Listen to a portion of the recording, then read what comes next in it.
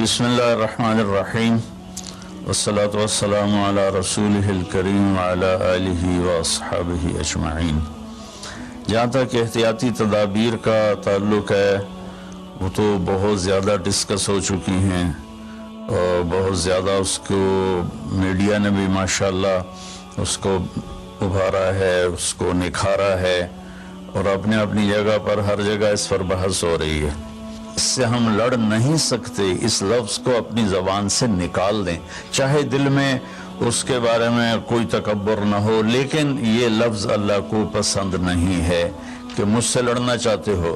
دیکھنا ایک چھوٹے سے وائرس سے اللہ نے ساری دنیا کو ہلا کے رکھ دیا، تو ہم یہ جو ظاہری اسباب اختیار کر رہے ہیں ان کو بھی پوری طرح اختیار کرنا ہے، ساری احتیاط کرنی ہے۔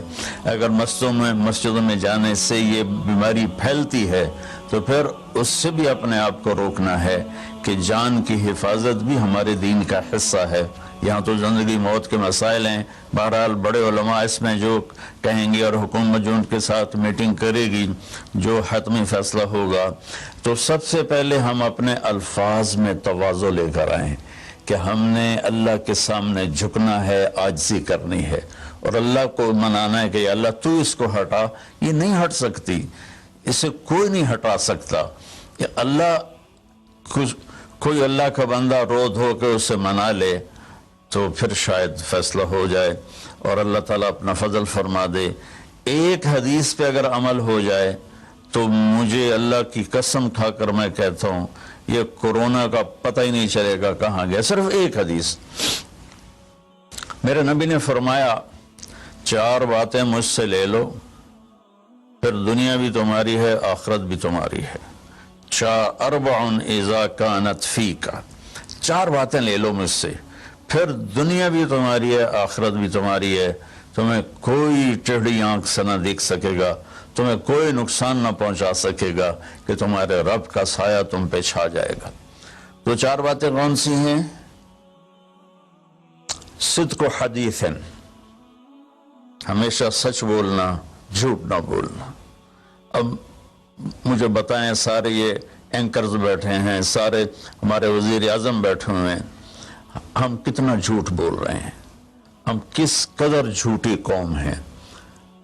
ہم اس جھوٹ کے ساتھ اللہ کی بارگاہ میں کوئی مقام نہیں لے سکتے۔ تو میرے نبی نے پہلی بات فرمائی صدق و حدیث، سچ بولنا۔ دوسری بات فرمایا حفظ و امانت، کبھی کسی کو دھوکہ نہ دینا۔ یہ میرے نبی نے فرمایا میرا امتی ہر گناہ کر سکتا ہے، 2 کبھی نہیں کرے گا، ایک جھوٹ کبھی نہیں بولے گا، ایک دھوکہ کبھی نہیں دے گا۔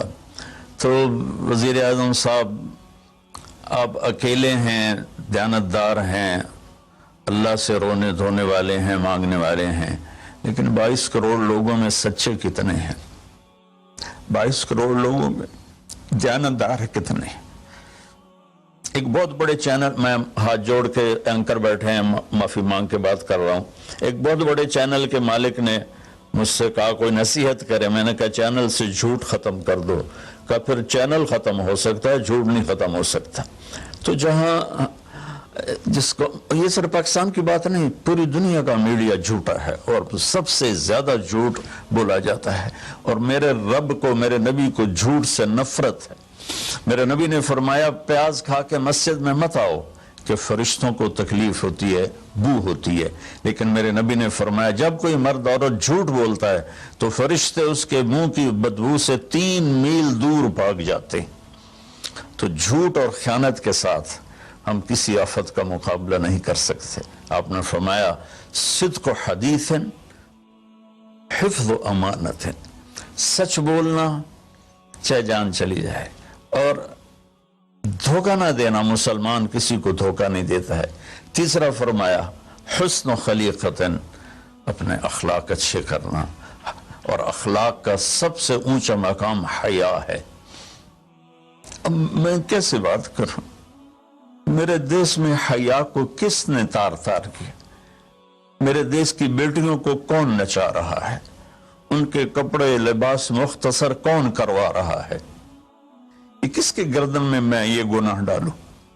میں مجرم ہوں، میں نے اپنی قوم کو نہیں سمجھایا، میں اللہ سے معافی مانگتا ہوں۔ لیکن جب مسلمان کی بیٹی بے حیائی کی طرف چل پڑے اور نوجوان بے حیائی کی طرف چل پڑے تو اللہ کی رحمت سب سے زیادہ عذاب قوم لوط پر آیا کہ وہ بے حیائی میں ساری باؤنڈریز کراس کر گئے تھے، تو اللہ تعالیٰ نے ان پر 5 عذاب بھیجے۔ 5 کسی قوم پہ 5 عذاب نہیں آئے، ایک ہی عذاب آتا تھا، ان پر 5 عذاب آئے۔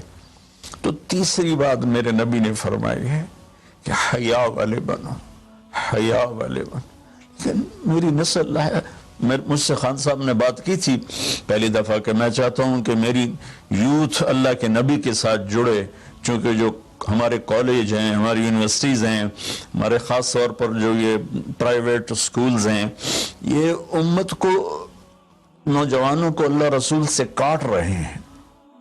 تو اللہ تعالیٰ یہ پہلا شخص ہے جس کے لیے میرے دل سے دعا نکلی جب اس نے کہا کہ میں نے آپ کو اس لیے بلایا ہے کہ میری قوم اپنے نبی کے ساتھ کیسے جڑ جائے۔ میں کیا بتاؤں، جب تک اس بے حیائی کو نہیں ہم روکتے، اور کوئی روک نہیں سکتا ہے، اندر سے نیت نہ ہو۔ سرنڈا ماڈل سکول میں میں نے میٹرک کیا ہے، ہمارے ایک وارڈن، میں ہاسٹل میں رہتا تھا، وہ آ گئے، نمازی تھے، انہوں نے نماز کی سختی کر دی، ہم بے وضو جا کے کھڑے ہو کر نماز پڑھ لیتے تھے، بے وضو۔ کیونکہ ڈنڈا انسان کو انسان نہیں بناتا ہے جب تک انسان اپنے من میں ڈوب کر پا جا سراغ زندگی۔ تو اگر میرا نہیں بنتا نہ بن، اپنا تو بن۔ یہ تو اپنے اندر دل دریا سمندروں ڈوگے، کون دلان دیا جانے ہو، وچے بیڑے وچے جھیڑے وچے ونج مہانے ہو۔ میری قوم جھوٹ چھوڑ دے، میری قوم بددیانتی چھوڑ دے، میری قوم بے حیائی چھوڑ دے۔